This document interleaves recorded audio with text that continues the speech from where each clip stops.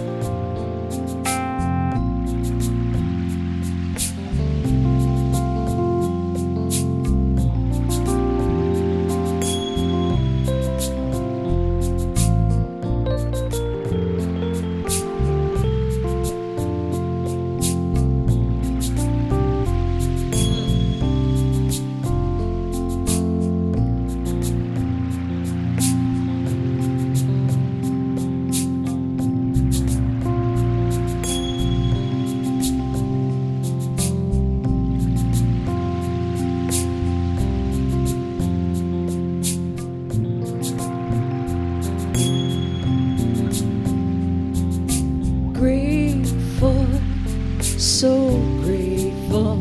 I am grateful for all the love that I have. Grateful, so grateful. I am grateful for all the love that. One more time now. Grateful, grateful. I am grateful for all the love that I have. I am so grateful, so very grateful. Grateful for all the love that I have. Everywhere I look and every face I see is love reflected, shining back to me. I just give thanks for all of these simple things. Joy, the peace, the gratitude brings. That's why I'm grateful. Yeah, grateful. I am grateful for all the love that I have. I am so grateful, so very grateful. I am grateful for all the love that I have. Every day I wake. Before I open my eyes, I count my blessings and I realize life is a miracle when I see it that way. I focus on the beauty. That's why I've gotta say I'm grateful, so very grateful. Yeah, come on now. Grateful for all the love that I have. So grateful, I am grateful for the love that I have. What you grateful for? My community. I'm grateful for you and me. I am grateful for each of my friends. I am grateful for. Sometimes we make amends. It's time to be grateful, so very grateful. Grateful for you and me. Grateful, so very grateful. Grateful for you and me.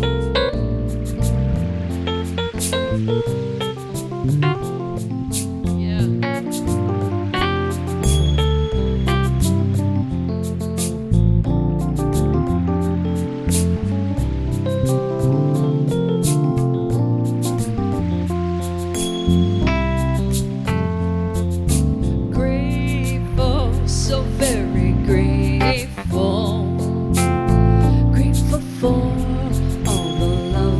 I have. I am so grateful, so very grateful. Grateful for you and me. I am grateful for you and me. I am grateful. Hey, now we're talking.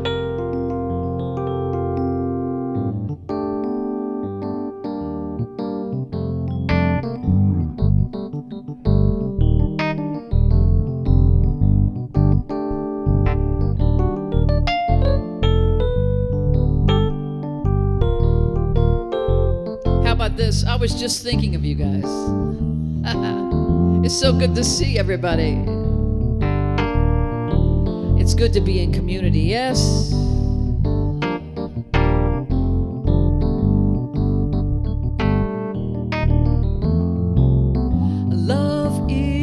Love is the face of God. That's right.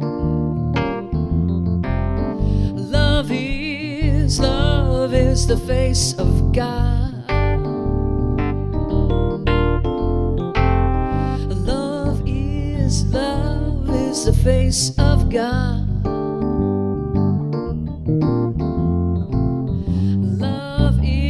Love is the face of God.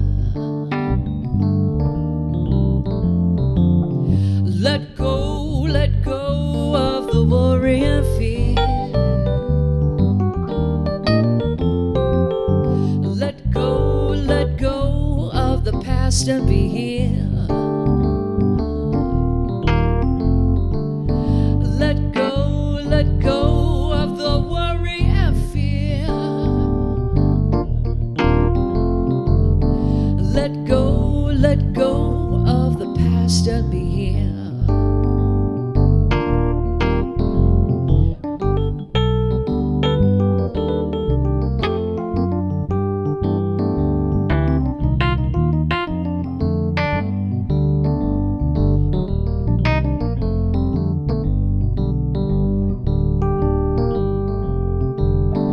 Let go of the worry and fear. Let go of the past and be here. I am giving myself to love. I am opening up to love. I am giving myself to love. I am opening up to love. Love is the face of God. Love is the face of God. I am resting my busy mind. I am leaving the past behind. Love is the face of God. Come on, I want to see you tapping your feet or moving in your seat, something. Show me you're out there.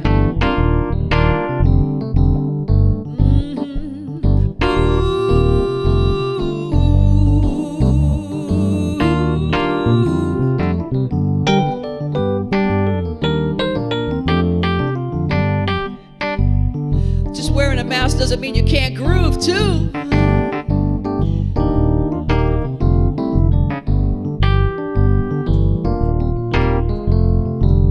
Love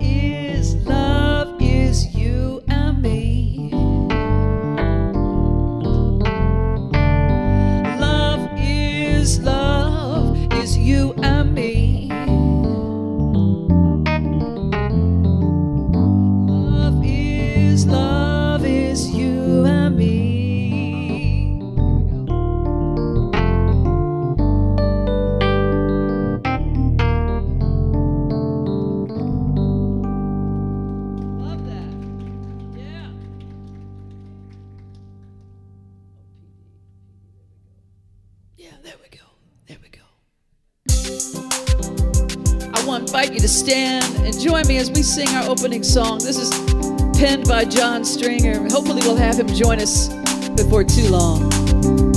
It's our opening song. If you feel like you want to dance, we invite you to do that too.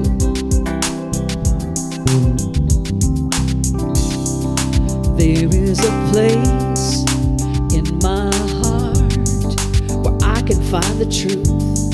I find me in you, a truth beyond what you may see now. But when we are one, we bring more good about.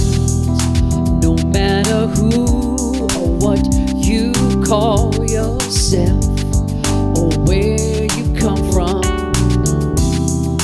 there is a place in this world with open arms right now. You can join me on this part, come.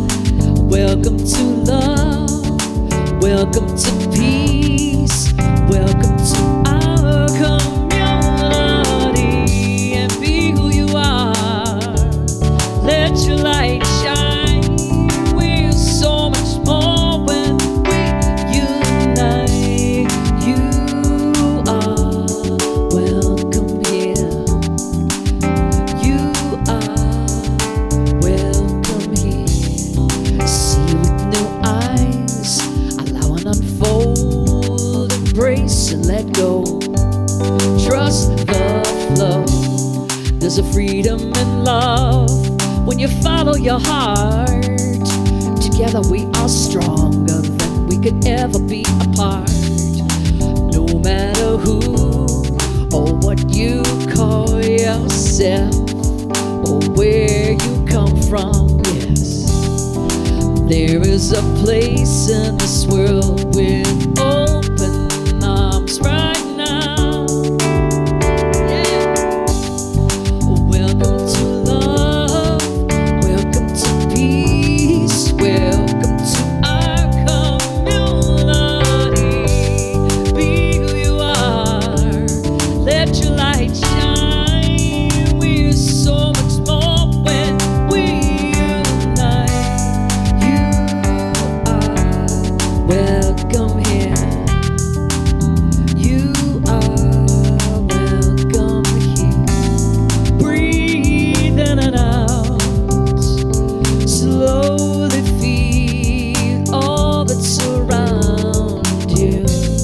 All that you feel, all that you know. Let it go.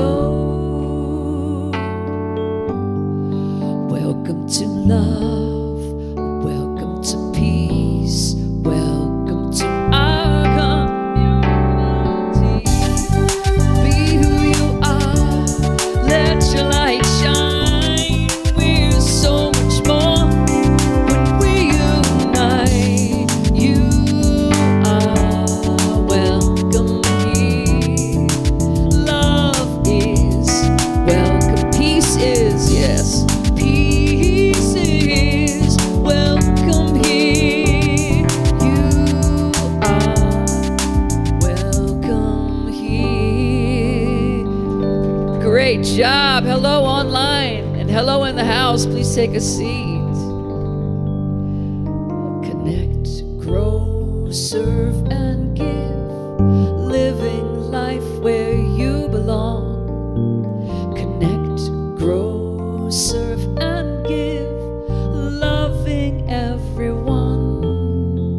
You belong. Take that in. Yes, you belong. Good morning. Please welcome Baji Daniels. You were right on the money. You really were. I can see that smile right under that mask, too. Good morning.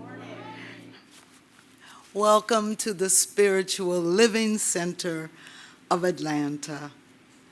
Everyone is welcome here. You all belong. My name is Baji Daniels, and I'm a member of this center. We are a center that educates and engages the seeker on their spiritual path. As a member of the global movement Centers for Spiritual Living, our mission is to provide spiritual tools for personal and global transformation. Our purpose is to awaken humanity to its spiritual magnificence, and our vision, as you all know, is a world that works for everyone. We are grateful for your presence this morning, and so I invite you to do our call to service with me. The words are in front of you, and I know that you will recite them with meaning. How I choose to think creates my personal experience. Therefore, I choose to think affirmatively. I choose to speak affirmatively. Not only is this my right, affirmatively, not only is this my right, it is my responsibility as a conscious being. I allow myself to be guided, used, and available for the awakening of everyone's magnificence. The moment is now, and I say yes, and together we say, and so it is.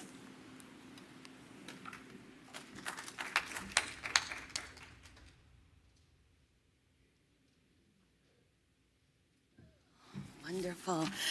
Good morning, SLCA family. Good morning, everyone out there in Facebook, YouTube land. Good morning. How are you? How you feeling? How you looking? How you being? Oh. Hello, I am Koku, Miss Bowie, if you're happy. And I am a member of the creative arts team at SLCA. And I want to welcome everyone that is here for the first time. If you're physically here for the first time, just raise your hand and if you're out there, I want to welcome you if you're tuning in for the first time. And so, whether it's your first time or you're watching from home, you are a member of SLCA is where you belong. SLCA is where you belong. I wanted to tell you about some exciting opportunities to, y'all repeat, connect, grow, serve, give. Again, connect, grow, serve, and give at our center. For more information about today's announcements, as well as to find a full list of events and opportunities, please take a moment to scan the QR code, which can be found on the back of the seat in front of you. It looks a little bit like this. There we go. Gosh, and if you're wondering what the QR code, it looks a little bit like this. Once upon a time, I did not know what a QR code was, and now I do. Okay, and so you can scan that, and there are also QR codes on the tables around the sanctuary. We would like to thank each of you that have faithfully given to SLCA. Your contributions have helped our center tremendously. To find out how to give, visit our digital program or our website, slca.com/donations. You may also text your gift to 404-800-9467. That's 404-800-9467. We will do our grateful giving later on in the service. Meditation has proven to help both our mental and our physical well-being. Join Reverend Ursula Lentini every Tuesday evening at 7 p.m. for our Twin Hearts Meditation. Can everyone say Twin Hearts Meditation? Beautiful. Adult study happens every Sunday at 9 a.m. in the back room and on Zoom. Everyone give them a woo! Y'all that say in the back room or on Zoom. That almost rhymes, y'all. This practitioner-led group comes together each week to explore the daily readings of the Science of Mind magazine, a fabulous magazine. And to go back a little bit, you can get that magazine for free. Everyone say no. Yes, if you become the word just went out of a pledger. I was going to say practitioner, but you don't have to do that. If you become a pledger, you can receive that magazine for free. To register for each of these opportunities, please visit our website at SLCA. Okay, I thought you were going to leave me hanging, but you didn't. SLCA.com. New Thoughts Podcast. Can I get a little drum roll, y'all? Boom. Ooh, all right. Okay, tech people. New Thoughts Podcast with Reverend Dr. David Alexander is back. Everyone say, woo! This is season 3, and it is being filmed right here at SLCA to be broadcast at a later date. Make your plans now to stay after service next Sunday. Everyone say, stay. After service. Say, really, Koku? Y'all, it's going to be good. It's going to be worth it. It's going to be out of sight. Dynamite. Don't make me act crazy, Jimmy. Shucks now. Because the special guest will be Gabrielle Claiborne with Transformation Journeys Worldwide. Wave to the people, Gabrielle. I happen to know, because I happen to have asked, Reverend Dr. David's message that Sunday will align with Gabrielle's message of transformation. Transformation, not only mentally, spiritually, but also physically. And all of us can connect with that. Everyone say transformation. Everybody trying to transform in some manner. So come on out, and guess what? After service, after Reverend Dr. David feeds you mentally, we're going to feed you physically out in the parking lot, so you'll be able to stay and then come back and record the podcast. Everyone got the plan? Say, we got the plan. Say, we're going to come.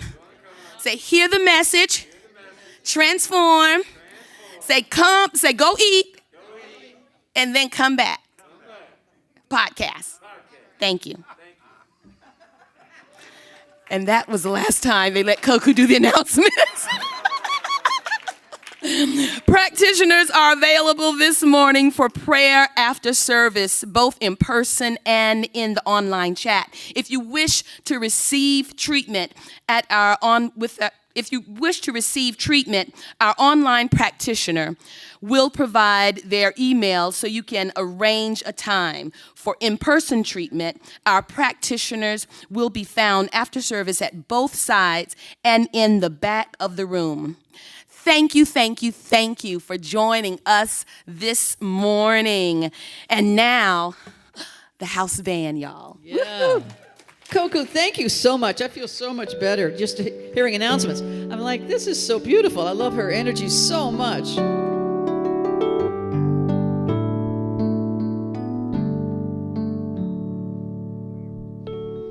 This is what I know, that we are all connected. Universe reflected in each shining part. And everywhere I go, I recognize the faces. All of my relations in this one heart. And all I need is already looking through these eyes. Nearer than my breathing, closer than hands and feet. We are dreaming together all gifts of heaven and earth. And so I receive all I can be. This is what I know, that we are all connected. Universe reflected in each shining part. And everywhere I go, I recognize the faces. All of my relations in this one heart. And all I need is already looking through these eyes. Nearer than my breathing, closer than hands and feet. We are dreaming together all the gifts of heaven and earth. And so I receive all I can be. Now I let it go with much appreciation.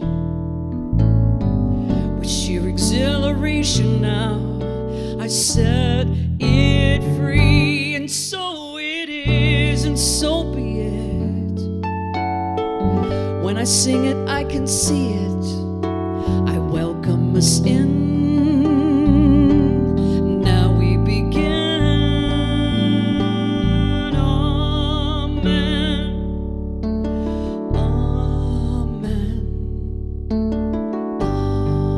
Amen. Say amen. Amen.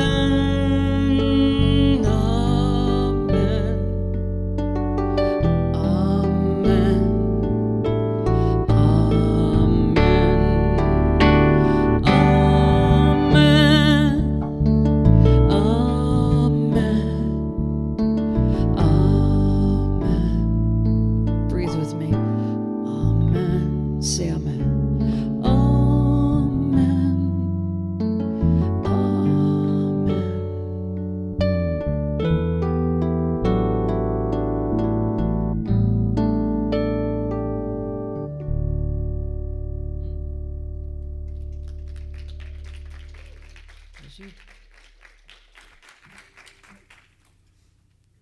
I believe we have already received our prayer. And remaining in that vibration, let's go a little deeper, beginning with our breath. Become mindful as you take it in deeply and slowly. There's a little pause at the top before you release it slowly. Breathe in and out. As you continue your mindful breathing, I offer this prayer for our service and ask that you receive it with an open mind and an open heart. For these are the words that are flowing through from on high.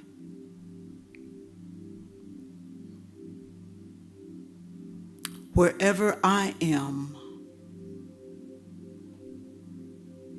God is. God is all there is. This power, this presence, this force, this energy has many names, and yet no name fully describes what it is. It simply is.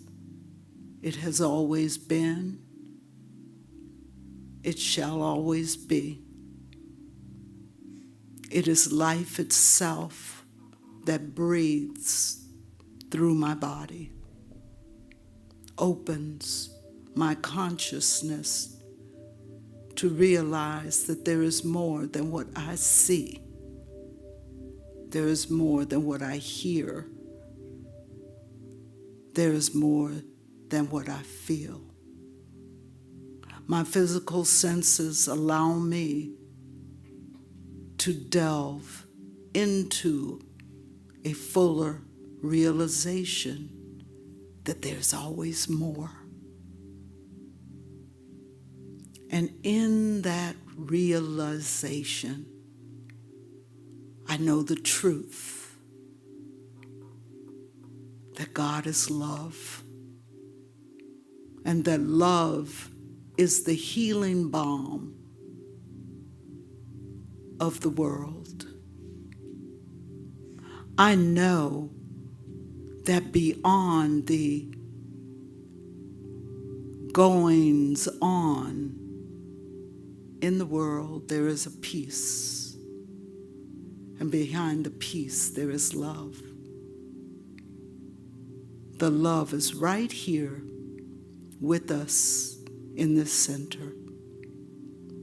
And so we allow ourselves to be that love, to enfold and embrace the love within our heart, like a child that needs to be embraced lovingly. I embrace the love within me, and then I share it. I share it in my words, in my actions. I share it in my thoughts, every emotion. It's undergirded with love. And in doing so, I, you, we, all one, become the healing balm of this world. We are it in this moment now, in this loving space. We are healing the world. And so we are ready to receive a guidance from Reverend David. For that love force speaks through him to us, all one. And our center is blessed, uplifted, and we become a mighty force, moving love outward. And so I simply say, thank you for that great gift of love.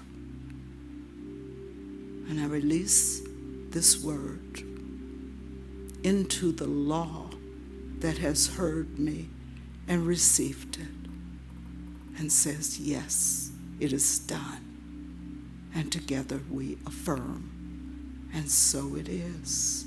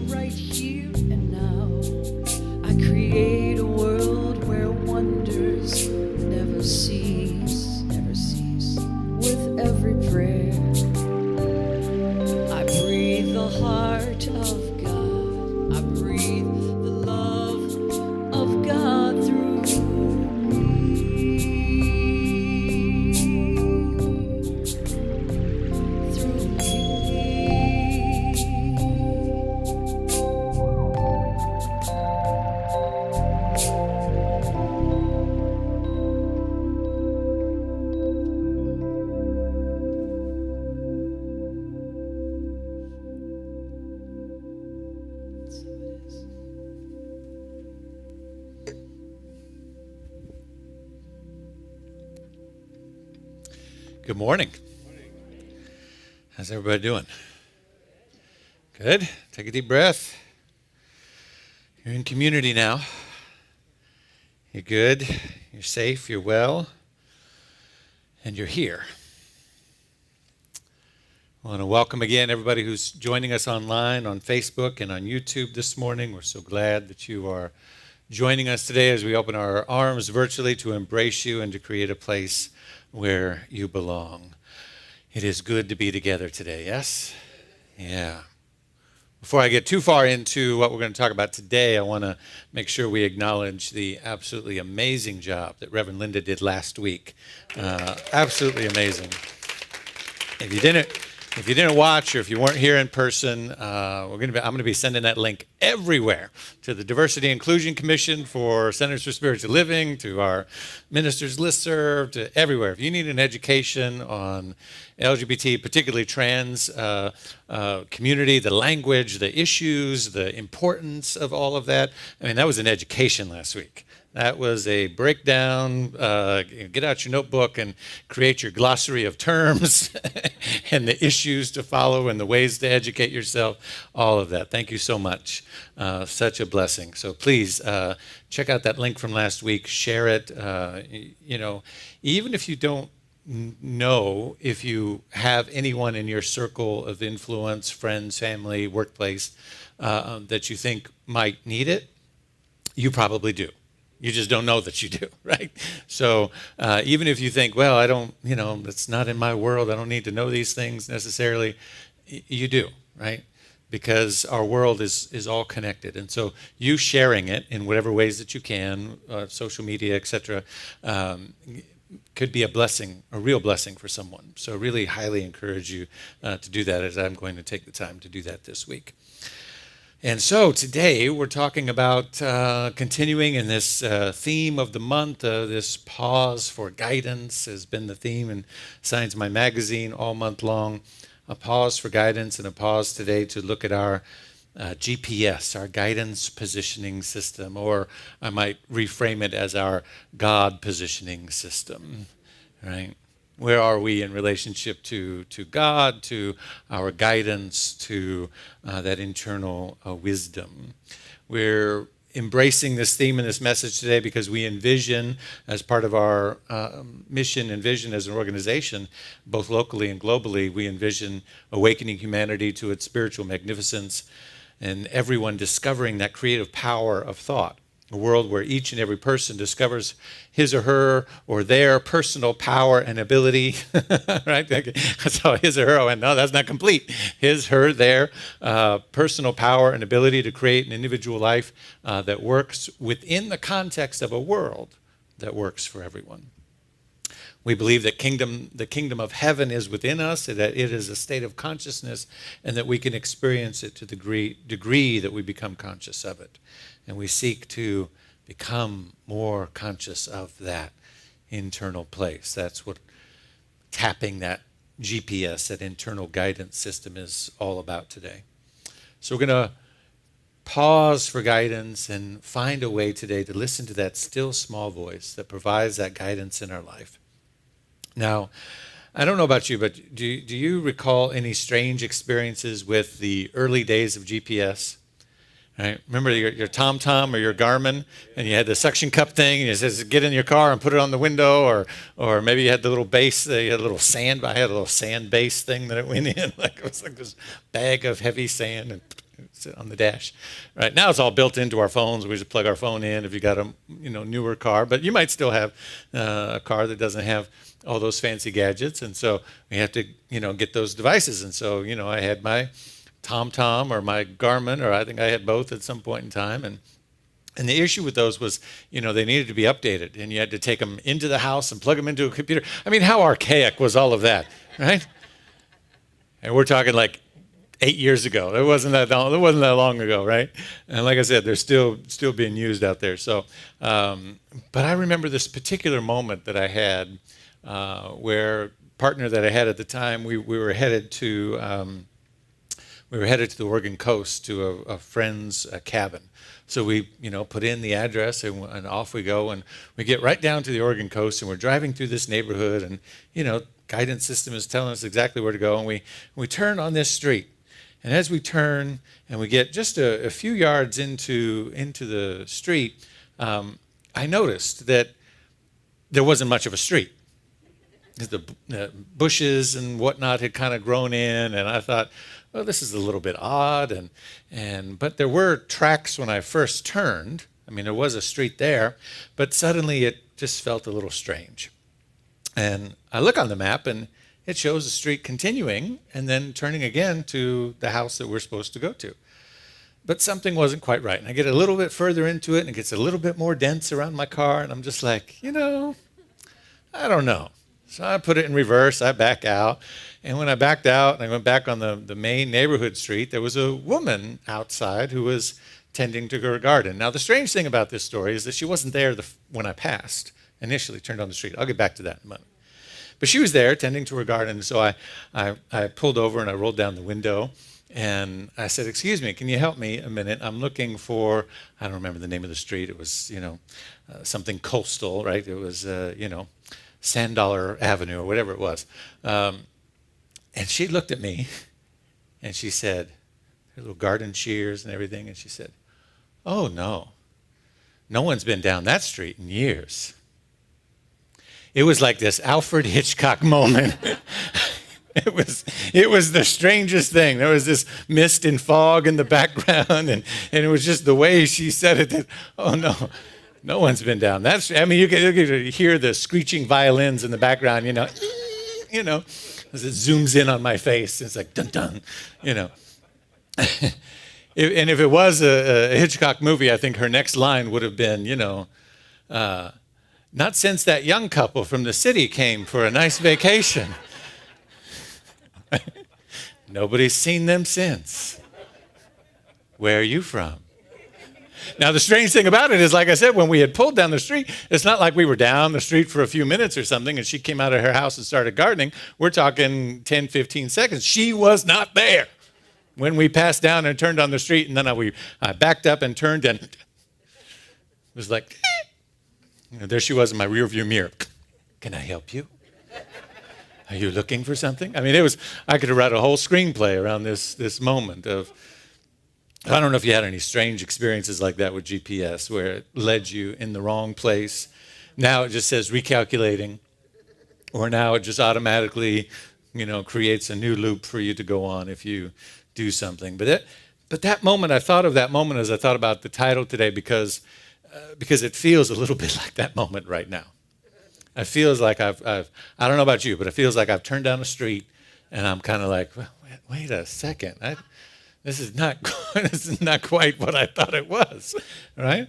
I thought I turned down the street called Fall 2021. Why am I at the corner of Spring 2020? I'm pretty sure I left that, right? Like, what happened? What's going on? Like, I thought I turned down the street where kids are going to go back to school and it's all going to get better and we're going to be going to restaurants and going out and, church will be filled back up and we're not wearing these masks. And anybody with me on this? Right? It's like, wait a second.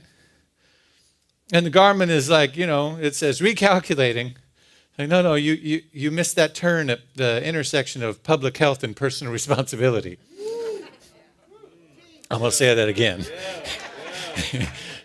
You missed that sign at the intersection of public health and personal responsibility. We're going to have to reroute you back so that you can go there because you missed something right there, right?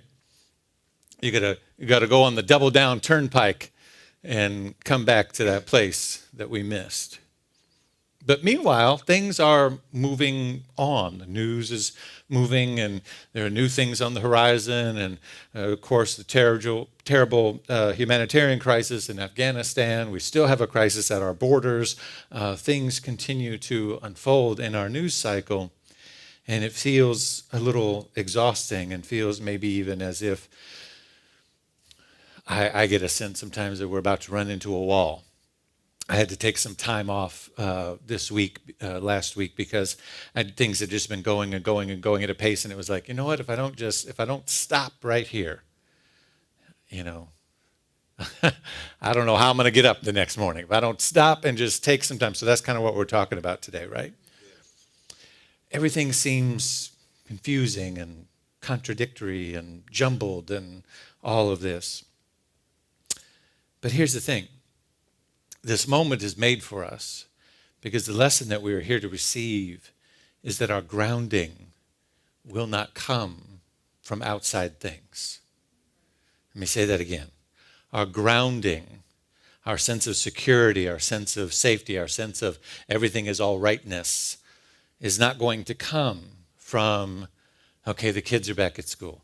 Okay, this is back. Okay, whatever the normal things that we had to let go of and have a new relationship with, those things are back and everything's in place. I don't know about you, but I like everything to be in place. And it's like somebody left the window open, and as soon as you get it all just right, or maybe some of you have cats. I'm not a cat person, but it'd be like that if you had a cat, I think. You get everything just right, and the cat comes along and just just knocks that off the shelf, right? But our grounding and our sense of solid beingness is not going to come from the external things. It's not going to come from what the government does or does not do, or what local municipalities do or do not do. Everybody is trying to do what they think is theirs to do based on the paradigm that they're coming from. And we're realizing that there are some clashing paradigms in the world. There always has been, but we're seeing the conflict of those clashing paradigms. And so ours is not to try to pick a side as if to know that there's going to be one paradigm that wins the other. There's only the paradigm of God, of the eternal realm, that is enfolding all of it. And so we are to turn within and find that internal G.P.S. system, that internal guidance system that knows that it knows that it knows regardless of what is happening on the outside. Now, that internal place from which to do that space. We've been studying on Wednesday nights James Baldwin through a wonderful book called Begin Again by Eddie Glaude Jr. And there's a chapter 2 weeks ago we were studying the concept of elsewhere. James Baldwin had this place for him that served as an elsewhere, both in Istanbul and in Turkey and in Paris, where he would leave the United States for long periods of time so that he could escape or break away from, because he could never really get away from it, but have a breath and a space away from the constant barrage of the racism and the lie of whiteness, as he called it, and the doubling down on that and all of the issues that brought up, so that he could think, so that he could write, so that he could look at it from a critical distance. We all need an elsewhere. We might be able right now to physically get to an elsewhere. Some of us would love to get on a plane and go elsewhere, right? But here's the thing. We have to create, and Baldwin and Eddie Glaude Jr. both talk about how the elsewhere does not actually require physical distance. It's certainly helpful, right? You get away, you go to the beach, or you go to the mountains, or you do, and you can get a sense. But in many ways, we created an elsewhere when we broke away from the routine. In the spring of 2020, when the pandemic first hit, and we kind of left all that chaotic normalcy to the side, there was a great opportunity for humanity to go into the metaphysical space of elsewhere and think critically about what we're doing and how we're doing it. But I don't think enough of us took that opportunity seriously enough. And so we find ourselves back in this moment again. So it's not so much that we require the physical distance to do that, but rather that now the lesson is you and I need to cultivate the space of elsewhere within our own being internally, because grounding is not going to come from the outside, it's going to come from inside. It's going to come from strengthening our resolve to know who and whose we are, what we are, and what we're here to do. It's going to come from that mystical place. We're actually living in mystical times. Why? Because all the other systems seem to be failing us. Those that are living by rules and codes, the rationalists who check reality against a set of known principles, the ideologicals who govern by certain political models, all of those things are breaking down. And the only thing that survives when all of that is happening is those who live in the heart of mysticism. those who see through it all and are grounded in the midst of it all. Now, here's the thing about elsewhere. As much as elsewhere at a certain level is a sense of relief and escape, as I said before, Baldwin understood that he could never get away fully. He always had to come back. He always had to write about. It was the space in which he could look back and then write and reflect critically about, so that his writing would be useful, not only to him, but to others, and is still useful to us today. So as much as we create community here, both online and in person, we can create an elsewhere. But our elsewhere is not so that we can ignore what's happening. It's so that we have the sufficient critical distance to be able to actually see what is happening. See the difference? Elsewhere, it's not an escape. It's not burying our head in the sand. It's not, I've always said, right, this, and this is not a spiritual practice, right? Hear no evil, see no evil, speak no, that is not spiritual practice. You know, la, la, la, la, la, la, la, to the world of conditions is not spiritual practice. But we do require an elsewhere. We require a space where we can take a breath and say, okay, I'm not that. I'm in it, but I'm not of it. Come on, somebody. I'm in it, but I'm not of it. And I have a space here where I can breathe and I can be in community and I can remember who I am and whose I am, and I can think about what is happening and what my relationship to it is. Are you following what I'm saying? And so the thing is that deep down we are all mystics. We all have the capacity to commune with the divine and to receive her guidance, her wisdom, her knowledge of what is next for us. There's a prevalent notion, sometimes misnomer, if you will, a myth about mysticism, which is that if we sit quietly in contemplation, we learn how to pray, we learn how to meditate, that we will receive guidance, and that guidance looks like some kind of magic carpet ride that will appear and lift us out of the foggier places of living and being into some horizon of clarity. But here's the thing, beloveds.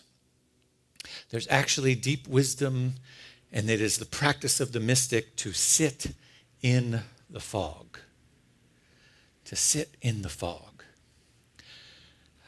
Started today talking about driving to that cabin on the Oregon coast, and we have some congregants, Randy and Mark Burke, that are at the Oregon coast right now doing a vacation. They've been all over Oregon, everywhere. I'm following every post, and I'm like, oh my God, I love that place. Oh my God, I miss that place. Oh my God. But there's one place in particular at the Oregon coast called Cannon Beach. If you've not been there, very famous pictures, Haystack Rock, which is also known as Goonies Rock to those of us of a certain generation. The Goonies movie and the rock that the ship goes into, and there's a cave inside. Really disappointing to learn that there's actually no cave inside that rock. But nevertheless, it does look like it from a certain angle. It looks like it kind of concaves at a point, and it looks like a ship could go right into it. Goonies Rock. And you go to that particular beach, and very often on the Oregon coast, you know, even in July and August, right, Oregon beachwear would be shorts, tennis shoes that you might take off if you dare go in the water, which is still very, very cold, and a hoodie, and maybe even a windbreaker. Right? That's your summer outfit on the Oregon coast, okay? So just so that you know, you have that stored away now. But I used to love to go there and just walk.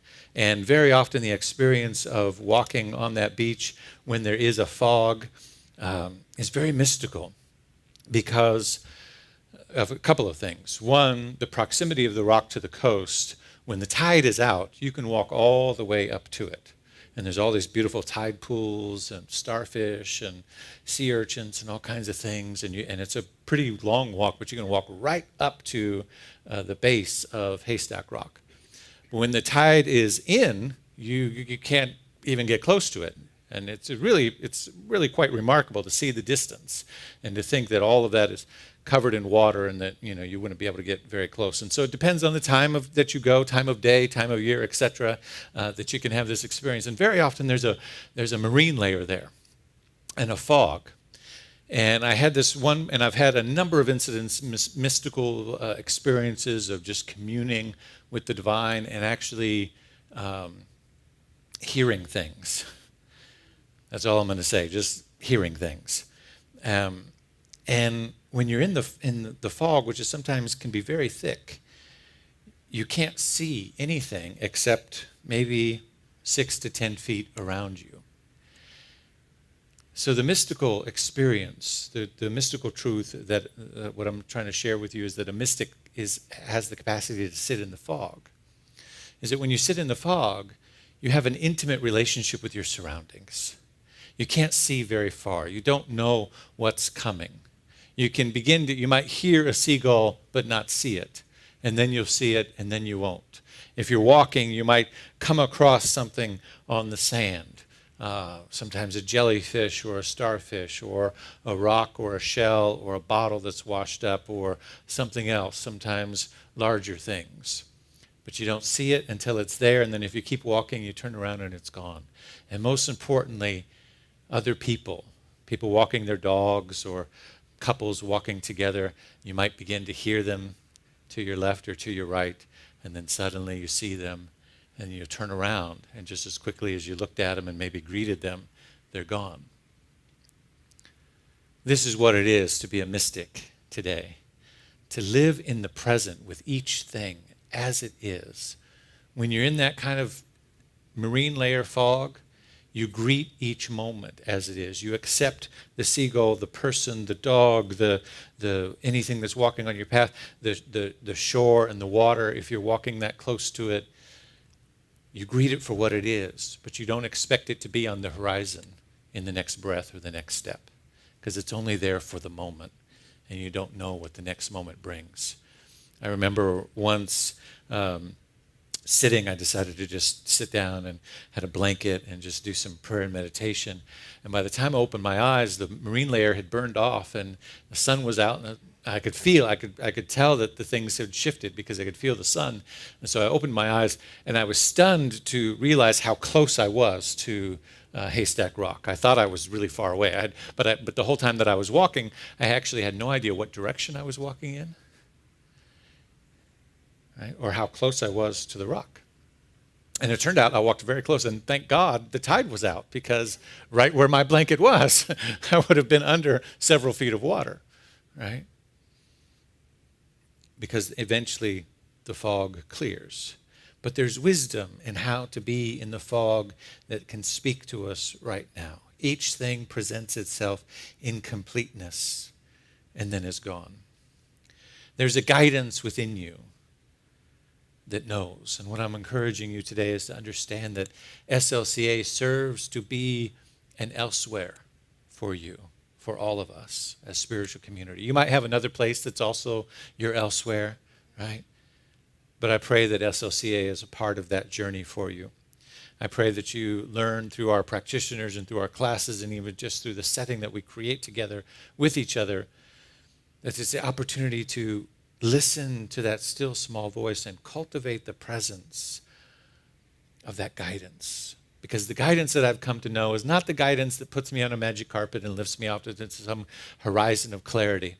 It's actually a guidance that can accompany me through dark tunnels of hopelessness before I'm ready to see the light. It's a guidance that can show me how to take trauma, abuse, and betrayal to profound levels of healing, forgiveness, and compassion. It's a guidance that is not an on or off switch that is sometimes there for me and then off, but it is rather continuous.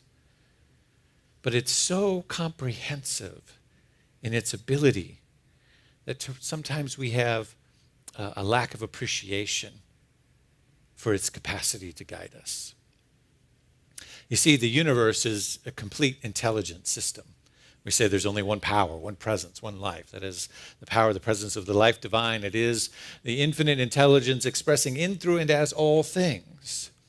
And that means out of a universe of oneness, there is a both bio and psycho and spiritual feedback system, because spirit is all that there is. And so in every moment, there is feedback to receive from the universe. You might call this intuition. You might call it a gut feeling. You might call it inner knowing. But your body is giving you biofeedback constantly about everything that you eat, about the things you say in relationship, the choices that you make. There's muscle testing that you can do that gives you direct biofeedback from the thoughts that you think. Your body knows if it's a lie or not. And so does the universe that we live in. But this feedback is so complete, it's so comprehensive, that I think we lack an appreciation for how awesome it is. Because we actually haven't built the structures in our society to really take that feedback and do something with it. Instead, what we've done is we've created structures and ways of being in the world that we just do what we want. We do what we prefer. We do it the way we want to do it. And the feedback is coming back to say this. The feedback is, it's like if you were a data analyst, the data is saying this, the data is saying that, the data is saying don't go in that direction. The data is saying, and we go, no, this is the plan that I've made. The plan that I've made for my life. This is the plan that I've made for my relationships. This is the plan that I've made. No, this is the political lens that I have, right? Yeah, but the feedback says that actually doesn't work. It doesn't help anybody. It's not doing anything. It's not making any progress. Yeah, I know, but that's what my family was, and that's what I was trained to do, and that's what, right? We're really bad at listening to the feedback. Really bad, right? And so what happens when you have a system in which there is a built-in biofeedback system and the intelligent governing part of the system continues to refuse the feedback. The feedback builds up and builds up and builds up and builds up until finally there's a clash of information, a cognitive dissonance. It says, now you have to wrestle with this. I think we're in that cognitive dissonance state. Here's the thing. The news is the feedback. Hallelujah. Come on, somebody. The news is every headline that comes across the news, every article that's in the newspaper, everything that's on NPR or whatever you listen to, that is the feedback. It's not the bad things happening in the world it's not the place of causation, if I can speak from a practitioner point of view here for a moment. The news is not the point of causation. It's the feedback. It's the part of the loop that says, here's what you've been outputting, and now here's what it's resulting in. And so if we were to listen to the feedback, we would start making radically different decisions. Right? So how do we do that? How do we cultivate that internal guidance system? Remember, I'm going to give you two things here before we wrap up. Two things to stop. First, stop, an acronym, STOP. To sit or to be in silence. To just take the time. Silence. Time.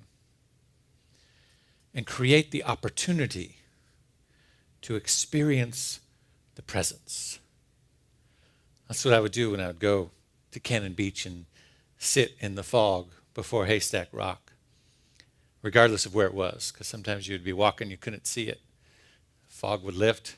I had times where sometimes I'd go for several mile walk, and I'd think that the fog is lifting. I'd think, oh, Haystack Rock's going to be kind of right here. And I'd turn around, and it's way back there. I'd walk 3 miles in the other direction. I'm like, oh, Lord, I need to turn around, right? And we stop.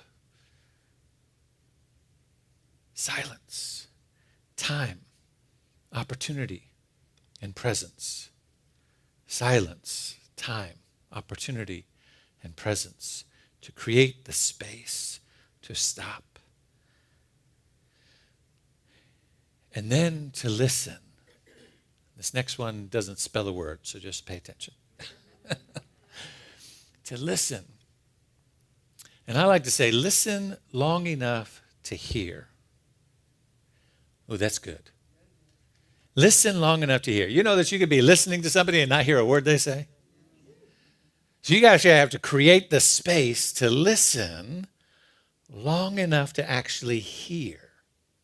It requires a kind of elsewhere. It requires a kind of space where you can go, okay, I'm listening, Spirit. I'm listening, God. I'm listening, universe. I'm listening. What is it that you have for me? What is it that I need to see in this moment? And listen long enough so that you can finally hear what's trying to be said, the feedback that's coming. And then hear long enough to embody. Hear long enough to embody. Because we can hear it, and then often what happens is our reaction comes up, and we go, no, Jesus, no. I ain't doing that, right? We hear it, and the voice says, do this, do that, go here, right? Make a change. Change everything. No. Nope. What I really wanted was for you to tell me how right I was and how wrong they are and how I need to go tell them how wrong they are. That's what I was listening for. I didn't hear that. I heard change everything. I think I'll just keep listening. Right? Or I'll move on and find something else to listen to that'll give me what I want. So we got to hear long enough to actually embody, to take it in and go, okay, I heard you. Now embody doesn't require that you go do anything right away. Hear me. Embody just means take it in. What does it mean to hear that, to listen, and to listen deeply enough to hear? And then it means to take it on.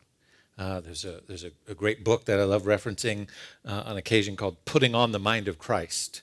So it's like putting it on. You get to take the wisdom of the universe and say, okay, let me just put that on for a minute. What would it look like? What would it feel like? What would it be like? What would shift or change in my life if I really took that on? Because then what you're doing in that process is you're actually cultivating imagination. You're triggering a visioning process. You're triggering your capacity to see yourself in a different place. Eddie Glaude Jr. makes the point in the book that we have to take this moment for what it is and have the moral courage to reimagine America. And that if we don't, we're faced with cataclysmic decisions that will just double down on the things that have brought the pain in the way that they have. But we have to have the moral courage to reimagine what it would be like. What would it be like to create a world that works for everyone? What would it be like to create a world of health and prosperity? What would it be like? All of these beautiful aspirational parts of our vision and of our teaching, that you are connected to a wholeness, you are connected to a worthiness, you are connected to a prosperity. What would it be like for you to actually live that? What would it require you changing? How would your life show up differently? So stop long enough to listen long enough to hear long enough to embody. Yes? We can practice that. Practice that as mystics. Practice that as experiencing our world sitting in the fog, recognizing that right now it is foggy. It's just foggy, right? And we might want it to be different. You know, there were times I would go to Cannon Beach and I really wanted to see Haystack Rock. But it was foggy. And I was like, oh, dang. I came here to see it. I just got to sit in it. Right? And that's a metaphor for the times in my life. I've come to see my prosperity. I've come to see joy. I've come to see love. I've come to see the world working out that works for everyone. I've come to see racial justice. I've come here to be a witness to all of those things. And the universe says, well, I'm sorry, but right now there's a marine layer and it's foggy. And I'm like, oh, dang. Because I really wanted to see it. So it doesn't mean that it's not there. It just means you got to sit in it and hear what is yours to hear. There's a great poem by David Wagner. First learned from David White. I thought it was David White's poem. I went back and listened to an audio of his, and he gave credit to David Wagner. It goes like this. What do you do when you are lost in the forest? What do you do when you're lost in the forest? Stand still. The bushes and trees beside you are not lost.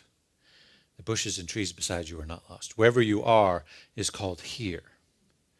You must treat it as a powerful stranger, must ask permission to know it and to be known.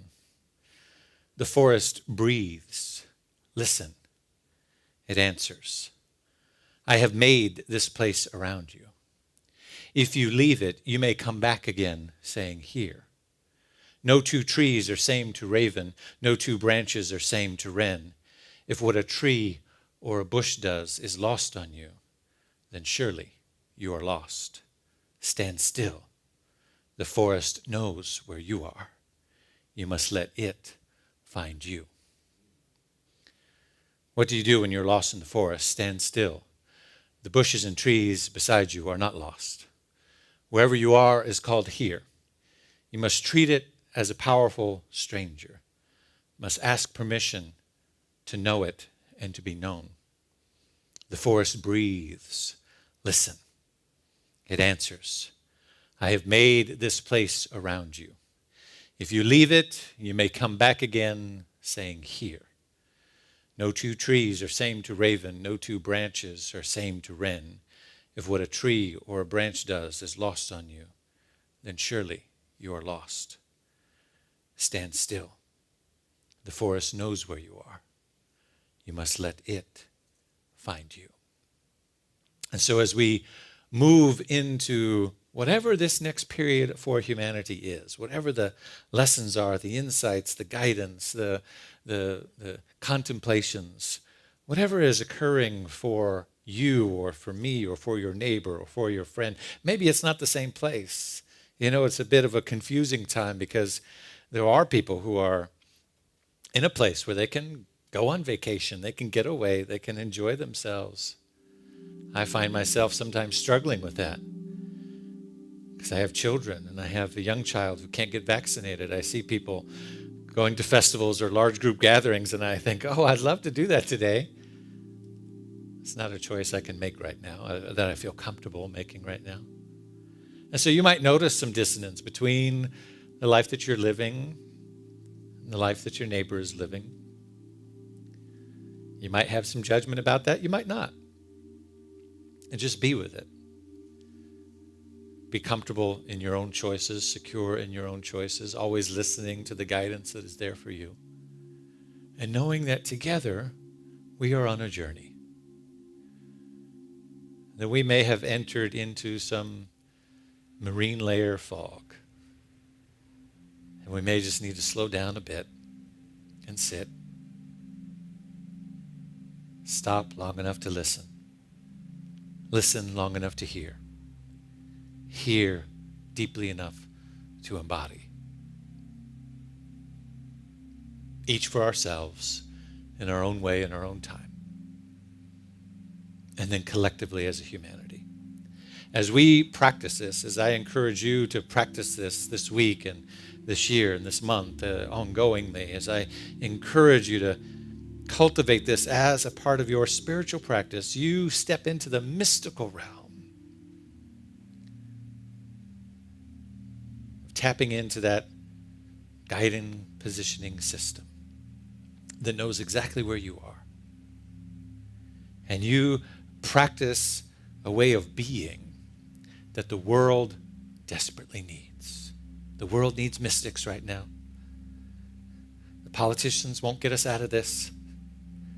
The rationalists won't get us out of this.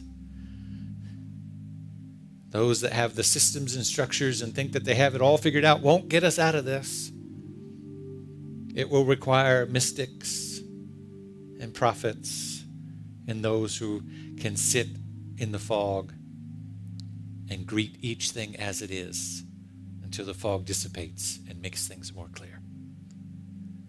The world needs you in this practice right now. I dare to say that your life needs you in this practice right now. And we have each other to hold each other, to support each other, and to be a sacred community of elsewhere. Not absent from the world of conditions, but a critical spiritual distance in which we can reflect on it deeply and know how to move forward. So for this and so much more this day, I take a deep breath. I know that there is a power and a presence and a life within me. I affirm that all who are seeking guidance today find exactly what they need through the message, through the music, through the contemplation, through the space that's being created here. And even as this message now goes out across the World Wide Web, I know that everyone who comes across it, no matter if they're scrolling and stop and listen for a minute, or they listen to the whole thing, or they just catch a glimpse, that they receive exactly what they need to receive. That this ministry is doing good and vital work. That our practitioners are useful in their guidance to our members all across the world. And that together we create that sacred space that dares to reimagine the world. What would it look like to live in a world that works for everyone?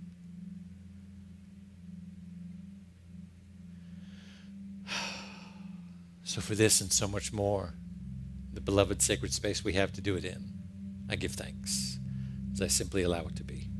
Thank you, God. Thank you, God. Together, thank you, God. And so it is, and so we let it be. Amen. Thank you. Peace and blessings.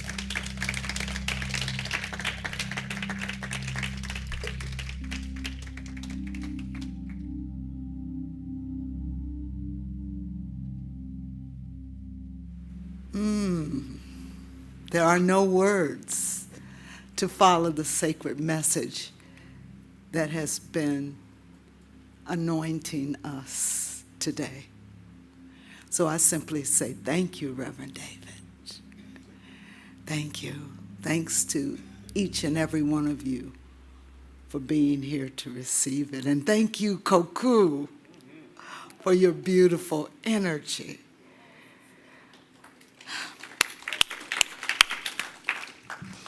So we know what time it is now. But first, I want to acknowledge any first-time visitors that we may have.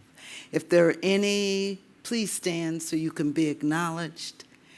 If not, then I know that I'm here among home folk, and it feels good. I am so grateful to each of you for choosing to be present at SLCA today. Anyone who may be in need of prayer with a practitioner licensed to provide that knowing, that right knowing for you, we invite you to make yourself available on either side of the room. After service, there will be someone there to assist you with prayer. And now we enter our grateful giving time. And to start, we wish to thank each of you for faithfully continuing to give to SLCA. It is your contributions that allow us to continue spreading our message of oneness. And if you were inspired by this message today, please consider becoming a recurring pledger or give whatever may be on your heart today.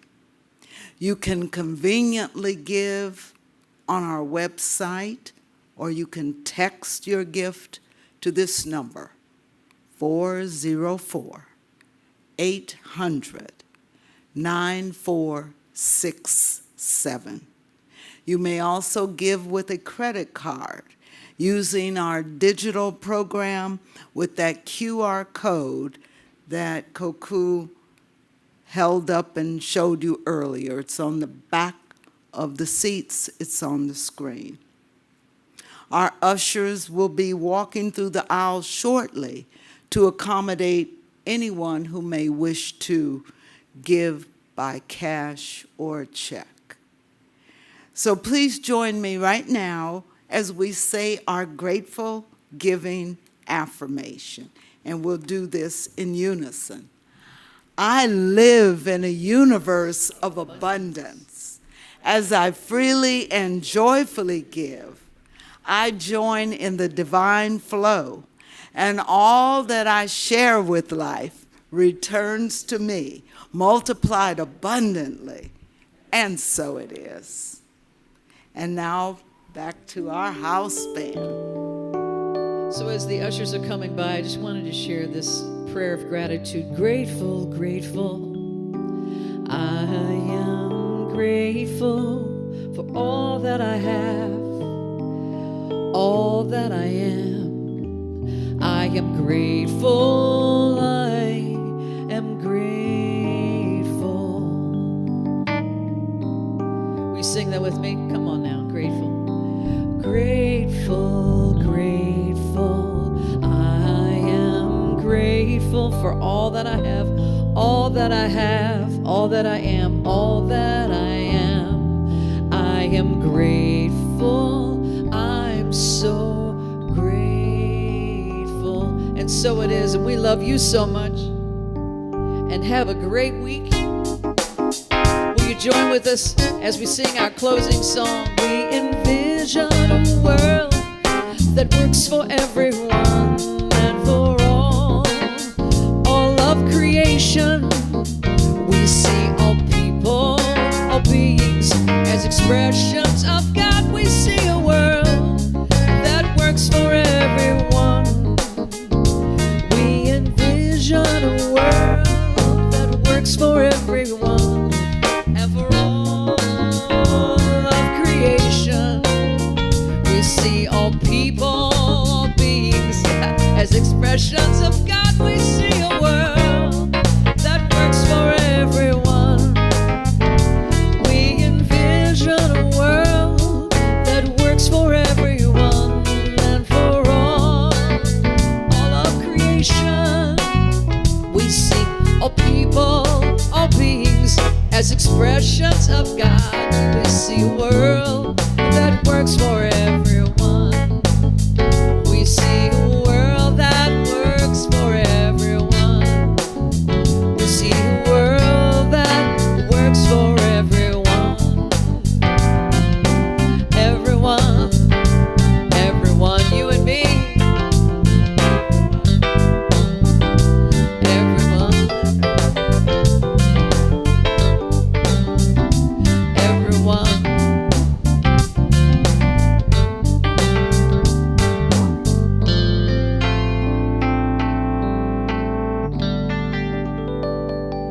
Have a great weekend, everyone. We love you so much.